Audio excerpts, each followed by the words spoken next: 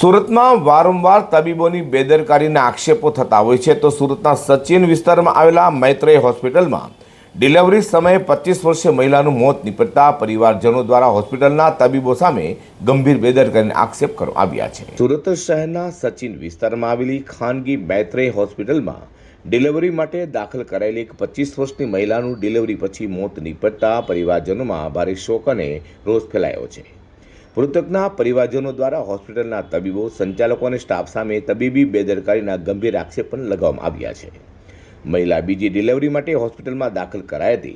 Delivery પછી તેની તબિયત અચાનક લથડી જતા તેને તાત્કાલિક સિવિલ હોસ્પિટલ ખસેડવામાં આવી હતી, જ્યાં સારવાર દરમિયાન તેનું મોત થવા પામ્યું છે।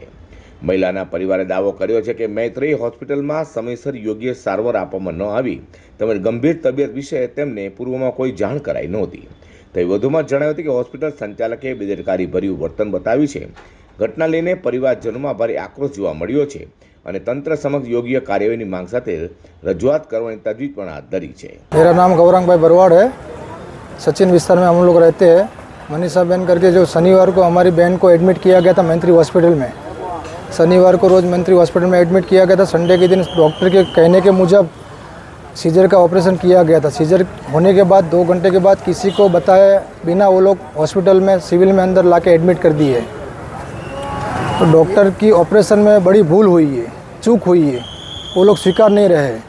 उनकी भूल की वजह से आज हमारी बहन को हमको खोना पड़ा है। ऑपरेशन किस चीज़ को हुई थी और कब हुई थी? ऑपरेशन सीजर की हुई थी। कब हुआ है?